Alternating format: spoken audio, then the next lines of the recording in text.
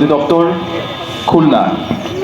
আজকের অনুষ্ঠানে স্বাগত বক্তব্য প্রদান করেছেন জনাব তরুণ কুমার বালা, উপজেলা কৃষি কর্মকর্তা, রূপসা, খুলনা।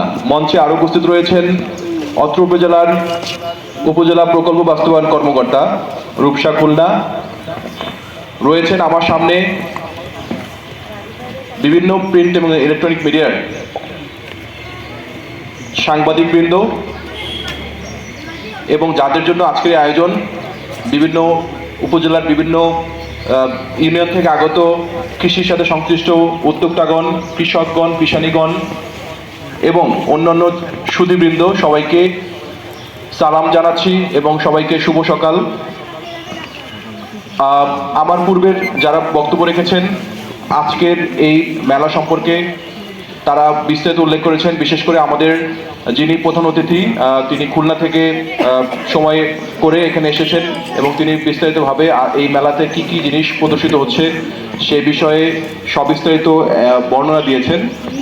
তো আমার কাছে মনে হয়েছে যে মূল বিষয়টি উঠে এসেছে, তবে এর সাথে আরও কিছু বিষয় যোগ করা যেতে পারে। সেটি হচ্ছে যে যেহেতু আজকের যে এখানে যে মেলাটি হচ্ছে সেটি কিন্তু মানে আমাদের যে শিরোনামটি দেখলেই কিন্তু অনেক বিষয় কিন্তু ধারণা পাওয়া যায়। সেটি হচ্ছে যে ক্লাইমেট স্মার্ট কৃষি প্রযুক্তি মেলা, অর্থাৎ মানে কৃষি যে আমরা বাংলাদেশের যে কৃষি, সেই কৃষিতে কিন্তু ক্লাইমেট অর্থাৎ জলবায়ু পরিবর্তনের প্রভাবটা কিন্তু বিজ্ঞানীরা বা কৃষি বিজ্ঞানীরা বা কৃষিবিদরা এবং বিশ্বব্যাপী যারা ক্লাইমেট চেঞ্জ নিয়ে যারা কাজ করেন তারা কিন্তু তারা হিসাব করে দেখেছেন যে পৃথিবীতে আগামী 2100 সাল পর্যন্ত জলবায়ু পরিবর্তনের কারণে যেসব দেশ ক্ষতিগ্রস্ত হবে তার মধ্যে কিন্তু সবচেয়ে বেশি ঝুঁকিতে রয়েছে এরকম দেশের মধ্যে বাংলাদেশ হচ্ছে সপ্তম।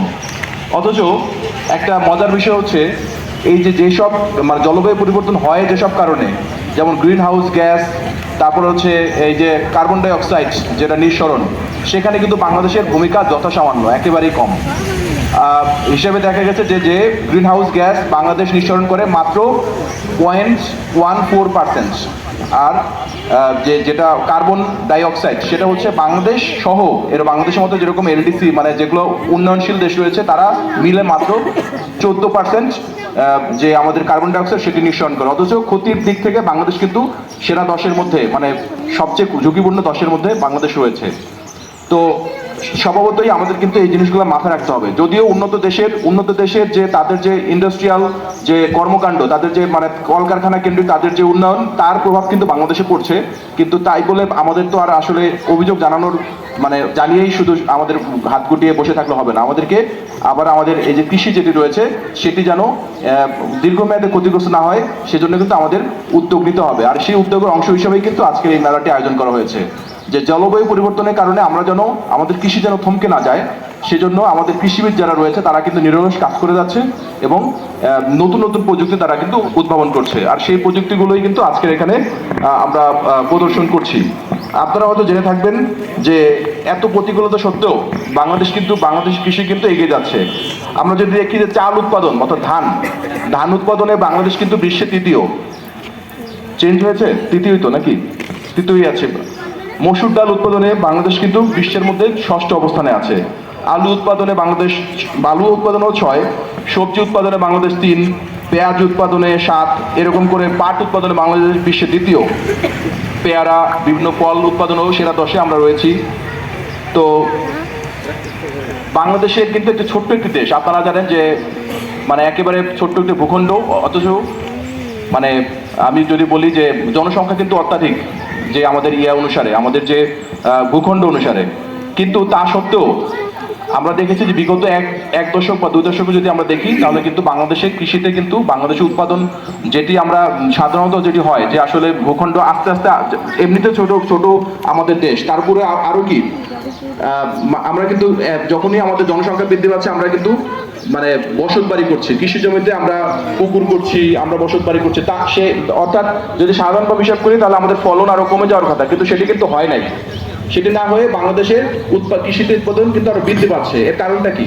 এর কারণ হচ্ছে এইসব প্রযুক্তি, যে আমরা অল্প জমিতে অল্প শ্রম দিয়ে অল্প আমাদের মানে রিসোর্স ব্যবহার করে আমরা কিভাবে আরো বেশি ফসল পেতে পারি, আমাদের হেক্টর প্রতি কি যেন আরো ফসল বৃদ্ধি পায়, সেই প্রযুক্তিগুলোই কিন্তু আমাদের কৃষিবিদরা নিয়ে আসছেন।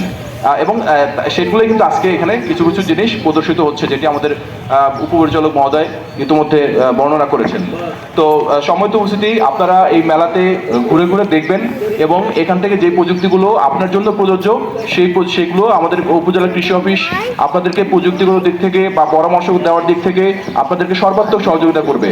আপনি যদি এগুলো ব্যবহার করেন এবং ব্যবহার করে যদি আপনি এই রূপসী উপজেলায় শুধু তো না, এটা সারা বাংলাদেশেই অনেকগুলো উপজেলায় এরকম হচ্ছে, তো সেক্ষেত্রে যদি সামগ্রিকভাবে যদি আমাদের উৎপাদন বৃদ্ধি পায় তাহলে কিন্তু বাংলাদেশ লাভবান হবে।